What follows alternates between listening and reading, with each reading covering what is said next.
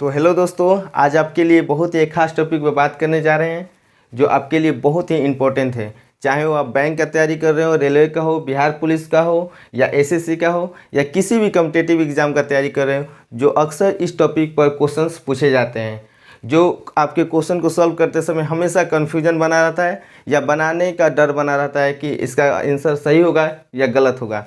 तो चलिए आज हम इस टॉपिक पर बात करने वाले हैं। और हाँ, बिहार बोर्ड के मैट्रिक का फाइनल बोर्ड के एग्ज़ाम देने वाले छात्र भी इस टॉपिक को ध्यान से देखेंगे, क्योंकि इस टॉपिक के आधार पे एक या दो क्वेश्चन अक्सर बिहार बोर्ड में फाइनल एग्जाम में पूछे जाते हैं। तो चलिए हम बात करते हैं आवर्ती दशमलव के बारे में, जिसको इंग्लिश में हम लोग रेकरिंग डेसिमल्स बोलते हैं। तो आप लोग यदि किसी बुक से या कोई बताया होगा तो आपने पढ़ा होगा कि वैसा दशमलव जिसमें कोई खास अंक या अंकों के समूह की पुनरावृत्ति होती है उसे आवर्ती दशमलव कहते हैं। जैसा कि आपने कभी देखा होगा, किसी अंक से भाग दे रहे होंगे तो किसी अंक की हमेशा क्या होने लगती है, दशमलव के बाद पुनरावृत्ति होने लगती है, यानी कि रिपीटेशन करने लगता है। तो ऐसे हम लोग दशमलव को क्या कहते हैं, आवर्ती दशमलव कहते हैं। या किसी खास अंकों के समूह की पुनरावृत्ति होने लगती है। जैसे एक में आप 7 से डिवाइड करेंगे तो 0.142857 के बाद फिर 142857 का, यानी कि इनके अंकों के कुछ खास अंकों के समूहों की क्या होने लग रही है, पुनरावृत्ति हो रही है। तो ऐसे दशमलव को हम लोग क्या कहते हैं, आवर्ती दशमलव कहते हैं। तो आवर्ती दशमलव में आपको दो तरह के दशमलव के बारे में हम जानेंगे। एक होता है आपका विशुद्ध आवर्ती दशमलव, विशुद्ध आवर्ती दशमलव, जिसको हम लोग बोलते हैं प्योर रेकरिंग डेसिमल। ठीक है। और दूसरा है आपका मिश्र आवर्ती दशमलव, जिसको हम लोग बोलते हैं मिक्स्ड रेकरिंग डेसिमल। ध्यान रखिएगा, आप रेकरिंग डेसिमल को पीरियोडिक डेसिमल भी बोल सकते हैं या सर्कुलेटिंग डेसिमल भी कहते हैं। तीनों एक ही नाम है, रेकरिंग डेसिमल्स, पीरियोडिक डेसिमल्स या सर्कुलेटिंग डेसिमल्स। तो ठीक है, तो आपको रेकरिंग डेसिमल दो तरह के दिखाई दिए, एक विशुद्ध और एक मिश्र, जिसको प्योर और मिश्र के नाम से जानते हैं। तो विशुद्ध आवर्ती दशमलव में क्या होता है कि यदि किसी संख्या की पुनरावृत्ति होती है तो दशमलव के बाद कोई भी अंक हो, वो सारी अंकों का पुनरावृत्ति होने लगता है। यानी कि मान लीजिए कि यदि किसी संख्या में भाग दें तो 3 आए तो ये 3 3 3, यानी कि इसमें जो भी दशमलव के बाद अंक है सभी अंकों की पुनरावृत्ति होती है, यानी सारे अंक आपका रिपीट करने लगते हैं। लेकिन मिश्र आवर्ती दशमलव में क्या होता है कि दशमलव के बाद के कुछ अंक आपके रिपीट करते हैं और कुछ अंक आपके रिपीट नहीं करते हैं। जैसे कि एग्जाम्पल में हम देख सकते हैं 0.2533333, यानी कि इसमें 2 5 रिपीट नहीं कर रहा है, सिर्फ अंक शायद अंक कर रहा है 3 3, यानी कि कुछ अंक रिपीट कर रहे हैं और कुछ अंक रिपीट नहीं कर रहे हैं। यानी कि विशुद्ध यानी कि प्योर रेकरिंग डेसिमल में क्या होगा कि सारे अंक की पुनरावृत्ति होगी, और मिक्स्ड आवर्ती दशमलव में क्या होगा, कुछ अंक की पुनरावृत्ति होगी, कुछ अंक की पुनरावृत्ति नहीं होगी।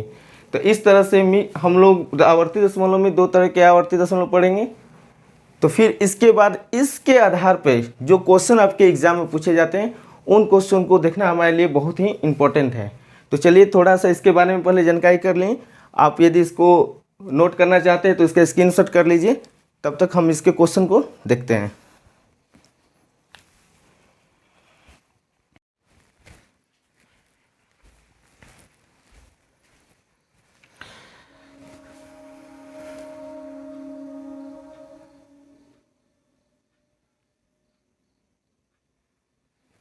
तो चलिए हम देखते हैं किस तरह के क्वेश्चन आपके एग्जाम में पूछे जाते हैं। आप देख रहे होंगे कि अलग अलग टाइप के क्वेश्चंस दिए हुए हैं, जो आपको देखने में बिल्कुल एक जैसा लगता है, लेकिन थोड़ा थोड़ा सा ये भिन्न होने के कारण इसके आंसर भी अलग अलग होंगे। और हम लोग अलग अलग टाइप से जो भी इसके रूल्स हैं इसके बारे में एक एक करके सीखेंगे। तो पहला में आप ध्यान से देख रहे होंगे तो इसमें दिखाई दे रहा होगा कि दशमलव के बाद जितने भी अंक हैं सारे अंकों की क्या हो रही है, पुनरावृत्ति हो रही है। या देखिएगा जो अंक के ऊपर रेखा दिया हुआ है इसको बार भी बोलते हैं या रेकरिंग भी बोल सकते हैं आप।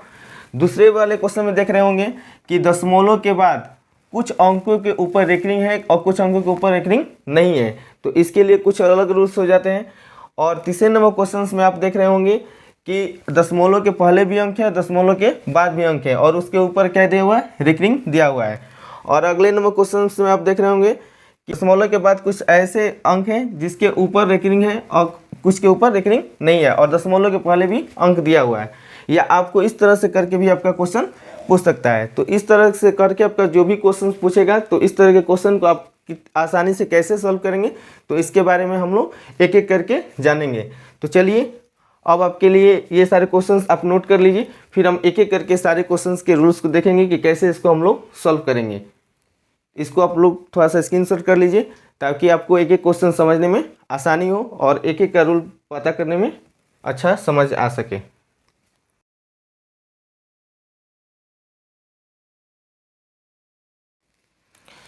तो चलिए आप क्वेश्चन ऊपर देख रहे होंगे। यदि बिहार बोर्ड के जो फाइनल बोर्ड के एग्ज़ाम का तैयारी कर रहे हैं उनके लिए ये अगला नंबर क्वेश्चन होगा, क्योंकि पिछले वीडियो में मैंने 20 तक क्वेश्चन करवा रखा था। वो अपने सीरीज के क्वेश्चन के लिए 21 क्वेश्चन नंबर 21 कर देंगे, ठीक है। तो अपना ध्यान रखिएगा, ये भी क्वेश्चन आपके बिहार बोर्ड में फाइनल एग्जाम में जरूर से पूछे जाते हैं, तो इस तरह के भी क्वेश्चन को आपको ध्यान देना होगा। चलिए क्वेश्चन आप ऊपर देख रहे होंगे कि 0.23 के ऊपर रेकरिंग दिया हुआ है। यहाँ पर हम क्या देख रहे हैं कि दशमलव के बाद जितनी भी संख्या है सारी संख्याओं के ऊपर रेकरिंग दिया हुआ है। तो याद देखिएगा, यदि दशमलव के बाद दशमलव के पहले कोई अंक ना हो और दशमलव के बाद जितनी भी संख्या हो उसके ऊपर रेकरिंग दिया हो तो आपके लिए क्वेश्चन बहुत ही आसान हो जाते हैं, क्योंकि जितने अंकों के ऊपर रेकरिंग रहेगा उन सारे अंकों के नीचे अंकों को रेकरिंग के बदले में बाटा में हम लोग क्या कर देते हैं, 9 कर देते हैं। लेकिन ध्यान आना चाहिए कि दशमलव के बाद जितने भी अंक हो उन सारे अंकों पर बार होना चाहिए, यानी कि रेखा होनी चाहिए। तो जैसे 0.23 के ऊपर 2-3 के ऊपर रेकरिंग है तो कितना हो जाएगा 23, और दशमलव के बाद कितने अंक के ऊपर रेकरिंग है तो 2 अंकों के ऊपर रेकरिंग है, इसलिए बाटा में कितना हो जाएगा 299 हो जाएगा। यानी कि 2 अंक के ऊपर रेकरिंग रहेगा तो 29 हो जाएगा। यदि 3 अंक रहता और तीनों अंकों के ऊपर रेकरिंग रहता तो तीनों अंकों के ऊपर रेकरिंग के बदले में नीचे 3 9 दिया जाता। एग्जाम्पल में और देख सकते हैं आप, यदि 0.5 इसके ऊपर रेकरिंग है तो दशमलव के बाद 1 अंक के ऊपर रेकरिंग है तो बटा में कितना हो जाएगा 5/9। यदि 0.2357 है, यदि दशमलव के बाद जितने भी अंक हैं सारे अंकों को ऊपर रेकरिंग होना चाहिए, तब आप बटा में 9 दीजिएगा। यदि कुछ अंक पे हो और कुछ अंक पे ना हो तो उसके बदले में आप 9 आप नहीं दे सकते हैं, ध्यान रखिएगा। तो उसके लिए कुछ अलग रूल्स होंगे, लेकिन आप पहले ये जानिए कि यदि दशमलव के बाद जितने भी सारे अंक होंगे और उनके अंकों के ऊपर रेकरिंग दिया रहेगा, सारे अंकों के ऊपर रेकरिंग दिया रहेगा, तो उस रेकरिंग के बदले में यानी कि इस बार के बदले में जितने अंकों के ऊपर होगा उतने बटा में कितना हो जाएगा 9 हो जाएगा। तो इसका क्या मान होगा 2357 बटा में कितना हो जाएगा 1 2 3 4 अंकों के ऊपर रेकरिंग है तो बटा में कितना हो जाएगा 49 हो जाएगा। तो इस प्रकार से आप देख रहे होंगे कि दशमलव के बाद जितनी भी संख्याएं होंगी और उसके ऊपर रेकरिंग होगा तो उतना बटा में हम लोग को क्या कर देना है, यानी कि हर में क्या कर देना है 9 दे देना है। तो इस तरह के क्वेश्चन बहुत ही आसान होते हैं। तो चलिए अगले क्वेश्चन को हम देखते हैं। अगले क्वेश्चन को हम ऊपर देख रहे होंगे आपको, तो आपको दिखाई दे रहा होगा कि 0.235 और उसके ऊपर 3-5 के ऊपर क्या दिया हुआ है, रेकरिंग दिया हुआ है। तो आपको मालूम होना चाहिए कि पिछला क्वेश्चन में हमने बताया था कि दशमलव के बाद जितने भी अंक हो सबके ऊपर यदि रेकरिंग हो तो उसके बदले में बटा में क्या कर देते हैं, यानी हर में हम लोग 9 लगा देते हैं। यानी कि 3 अंक हो तो 3 9 देंगे, 2 अंक के ऊपर रेकरिंग हो तो 2 9 देंगे। यानी कि दशमलव के बाद जितने भी अंक होंगे सारे के ऊपर सभी के सभी ऊपर रेकरिंग होना चाहिए। लेकिन इसमें क्या देखते हैं कि दशमलव के बाद अंक तो है लेकिन कुछ के ऊपर रेकरिंग है और कुछ अंक के ऊपर रेकरिंग नहीं है। तो जैसे हम देख रहे हैं कि 0.235 तो इसमें 3-5 के ऊपर रेकरिंग है और 2 के ऊपर रेकरिंग नहीं। तो इस तरह के सवाल को हम लोग क्या करते हैं, तो सबसे पहले हम लोग क्या करेंगे कि दशमलव के बाद यानी कि जितने भी सारे अंक हैं उसको पहले नोट कर लेंगे। तो कितना है 2 3 5 यानी कि 235 नोट कर लेंगे। अब देखेंगे किस संख्या की पुनरावृत्ति नहीं है, यानी कौन सा अंक आपका रिपीट नहीं किया हुआ है। तो हम लोग देखते हैं कि 2 का रिपीटेशन नहीं हुआ है। तो ये पूरे संख्या लिखने के बाद इसमें से माइनस क्या कर देंगे, 2 कर देंगे। जिसका रिपीटेशन नहीं होगा वो सारी संख्या क्या हो जाएगी, माइनस में हो जाएगी। अब हम क्या करते हैं, हर में काम करते हैं। बटा कर देने के बाद नीचे हमारा हर होता है, उसमें काम करते हैं। तो उसमें काम करने के लिए हम लोग क्या करेंगे कि देखेंगे कितने संख्याओं की पुनरावृत्ति हुई है। तो 1 और 1 2, यानी 2 संख्याओं की पुनरावृत्ति है। तो जो आपका पुनरावृत्ति हो रही है उसके बदले में क्या देंगे, हम लोग 9 देंगे। यदि 2 संख्याओं की पुनरावृत्ति है तो 2 9 होगा। 3 संख्याओं की पुनरावृत्ति हो तो 3 संख्या होगा। और कितने संख्या की पुनरावृत्ति नहीं हुई है, तो 1 संख्या की पुनरावृत्ति नहीं है। तो जो संख्या की पुनरावृत्ति नहीं होती है तो उसके बदले में हम लोग क्या करते हैं, 0 लगाते हैं। अब इसको हम लोग हल करते हैं तो देखते हैं कितना हो गया। तो 235 में से यदि हम 2 माइनस करें तो कितना होगा, 233, और बटा में कितना हो जाएगा, 990। तो इस तरह से हमारा जब भी क्वेश्चन दिया रहेगा दशमलव के बाद यदि कुछ अंकों की पुनरावृत्ति हो रही हो, कुछ अंकों की पुनरावृत्ति ना हो रही हो, तो इस तरह से हम क्वेश्चन को हल करते हैं। इसको भी आप लोग स्क्रीनशॉट करके रख लें।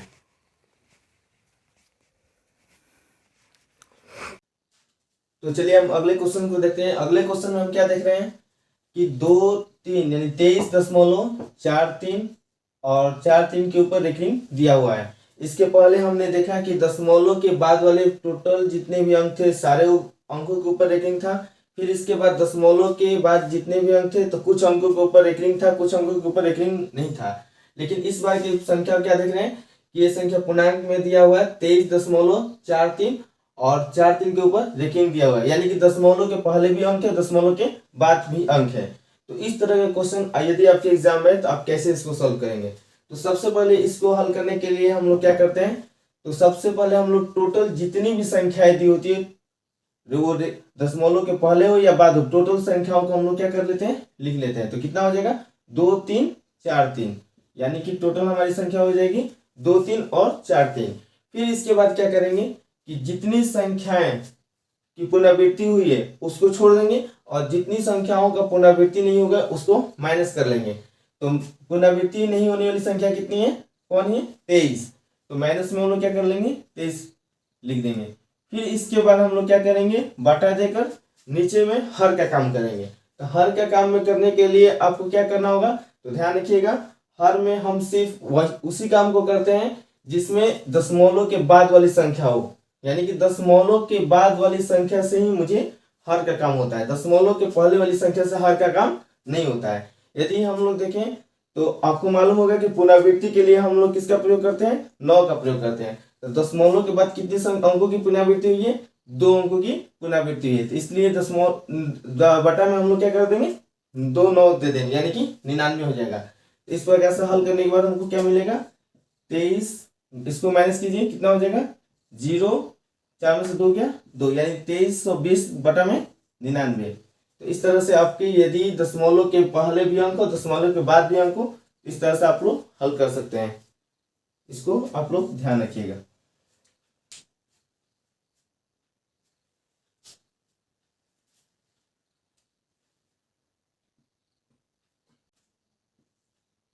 दो 2.123, 2 और 3 के ऊपर रेखिंग दिया हुआ है, यानी कि दशमलव के पहले भी अंक है, दशमलव के बाद भी अंक है। लेकिन दशमलव के बाद जो अंक है उसके कुछ अंक पर रेखिंग है और कुछ अंक के ऊपर रेखिंग नहीं है। तो इस तरह के क्वेश्चन को कैसे सॉल्व करते हैं, तो सबसे पहले जितना भी अंक दशमलव के पहले हो या बाद हो, टोटल अंक को हम लोग क्या कर लेंगे, लिख लेंगे, यानी टोटल संख्या को लिख लेंगे। तो कितना हो जाएगा, 2 1 2 3।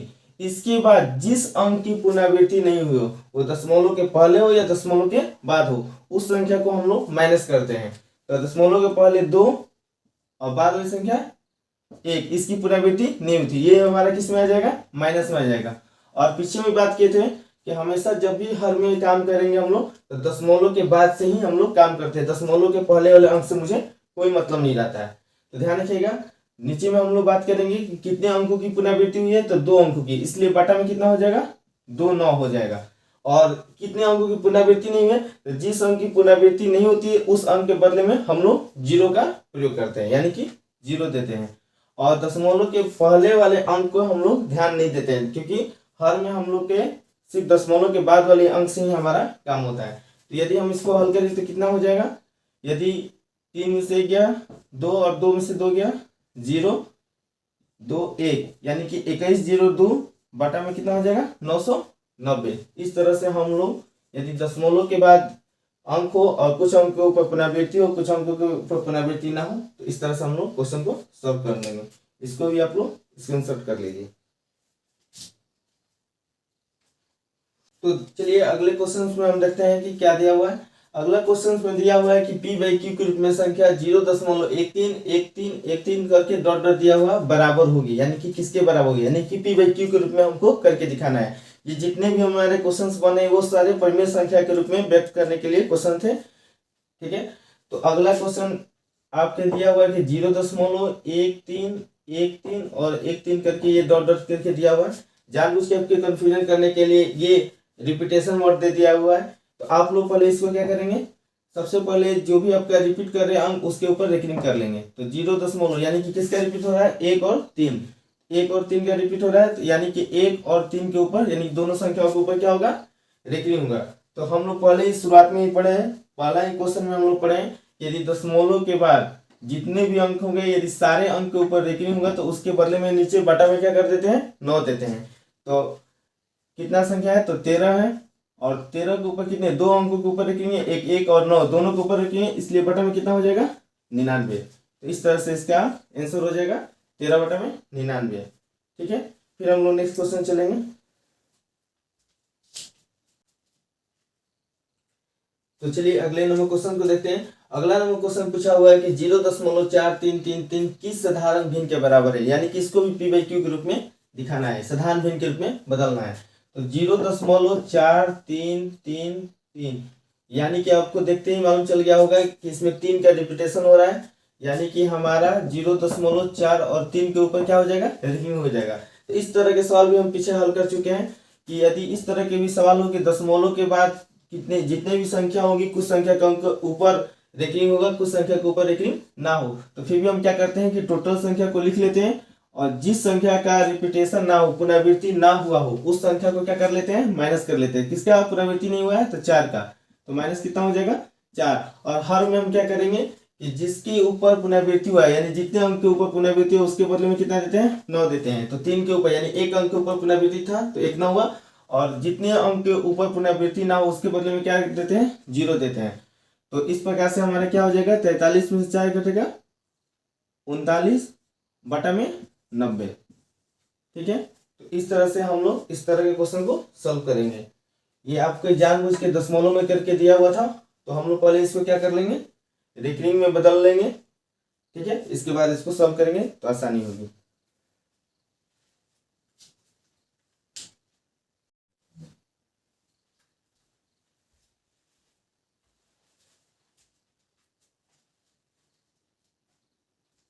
तो चलिए अगले क्वेश्चन में हम देखते हैं। अगले क्वेश्चन में भी हमने इस तरह के क्वेश्चन को सॉल्व किया था। पीछे के क्वेश्चंस में हमने इस तरह के क्वेश्चन को सॉल्व किया था और बताया भी था कि यदि दशमलव के बाद जितने भी अंक हो कुछ अंक के ऊपर रेकनिंग होगा, कुछ अंक के ऊपर रेकनिंग नहीं होगा, यानी कुछ अंकों की पुनरावृत्ति होगी, कुछ अंकों की पुनरावृत्ति नहीं होगी। तो क्या करते थे, पुनरावृत्ति हो या ना हो सारे अंक को हम लोग टोटल अंक को क्या कर लेते थे, लिख लेते थे, और उसमें से माइनस करते थे जिस अंक की पुनरावृत्ति ना हो। तो किसकी पुनरावृत्ति नहीं हो रही है, तो 3 की नहीं हो रही है, तो -3 हो जाएगा। और इसके बदले में बटा में हम लोग क्या करते थे, यानी हर में जो काम करना होता था तो रेकनिंग के बदले में हम लोग 9 देते थे। 1 अंक के ऊपर रेकनिंग है तो 1 9, 2 अंक के ऊपर रेकनिंग हो तो 2 9 देंगे। तो इसमें 1 अंक के ऊपर रेकनिंग है तो इसलिए 1 9, और जितने अंक की पुनरावृत्ति नहीं है उतना 0 का प्रयोग करते हैं। तो इसमें 3 के ऊपर यानी कि 1 अंक के ऊपर पुनरावृत्ति नहीं था इसलिए 0 हो गया। तो चलिए 32 में से 3 यदि हम लोग घटाएं तो कितना हो जाएगा, 29 बटा में कितना हो जाएगा, 90। 32 में से 3 माइनस किए तो 29 हो गया, और हमारा बटा में कितना हो जाएगा, 90। तो इस तरह से इस तरह के क्वेश्चन को हम लोग सॉल्व करेंगे। तो चलिए अगले क्वेश्चन में हम देखते हैं। अगला क्वेश्चन भी हम पीछे के क्वेश्चन में एग्जांपल दे चुके थे कि यदि 0.29 यदि दशमलव के बाद जितने भी अंक है उसके ऊपर पुनरावृत्ति है तो उसके बदले हम लोग 9 का प्रयोग करते हैं। तो सारी संख्याओं को लिखने के बाद यानी कि 23 है, और बटा में कितने अंकों के ऊपर पुनरावृत्ति है, 2 अंकों के ऊपर पुनरावृत्ति है, तो इसलिए बदले में बटे में हमारा कितना हो जाएगा, 2 9 हो जाएगा, यानी कि इसका आंसर कितना हो जाएगा, 23 बटा में 99। तो इस तरह के क्वेश्चन को हम लोग ऐसे ही सॉल्व करते हैं। तो चलिए अगले क्वेश्चन पे हम ध्यान देते हैं। अगला क्वेश्चन आपका दिखाई दे रहा होगा, रेकरिंग वाले सवाल है जिसमें जोड़ने के लिए बोला गया है। मान लीजिए कि कोई भी रेकरिंग पे सवाल जोड़ने के लिए दिया जाता है तो आप लोग किस तरह से आसानी से सॉल्व करेंगे। ध्यान रखिएगा, दिया है 0.83 के ऊपर रेकरिंग, तो याद रखिएगा 8 3 के ऊपर रेकरिंग है तो आपका मतलब हुआ कि 8 3 का रिपीटेशन चल रहा है। तो इसको हम लोग 2 या 3 बार या 4 बार भी आप इसको रेकरिंग को हटाकर पहले लिख लेंगे। इसके बाद देखना है किसको जोड़ना है, तो 0.83 में जोड़ना था 0.17। एक साथ के ऊपर रेकरिंग दिया है तो इसका भी रेकरिंग हटा के हम लोग एक बार, दो बार, 3 बार, 4 बार इसको क्या कर लेंगे, लिख लेंगे। इसके बाद हम लोग इसको जोड़ कर देखते हैं। तो जोड़ने के बाद हमको क्या मालूम चलता है, 7 3 10 का 0, 8 1 9 1 10 का 0, 7 3 10 1 11,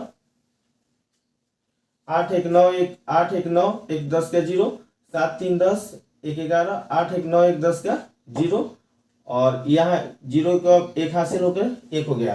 तो यहाँ पर हम लोग देखते हैं क्या कि जोड़ने के बाद हमको मालूम चला है कि 1.0101, यानी कि और भी आगे क्वेश्चन आगे हम लोग रिपीटेशन वर्ड को लिख कर जोड़ते हैं तो 0.1 का रिपीटेशन आता है। तो इस तरह से हमारा क्या हो जाएगा, 1.01 के ऊपर लेकिन इस तरह से हमारा इसका जोड़ कितना हो जाएगा, तो 1.01। क्या देखिएगा, जब भी आपके रिपीटेशन वाले अंक का जोड़ करने के लिए दिया जाएगा तो आप हमेशा उसके अंक को क्या कर देंगे, जो रिपीट हुआ है इसको 3 से 4 बार लिख लेंगे। इसके बाद उसको करके जोड़ेंगे, तब आपको आसानी से और जो सही आंसर है वो मिल पाएगा। ठीक है, तो इसको भी आप ध्यान देंगे।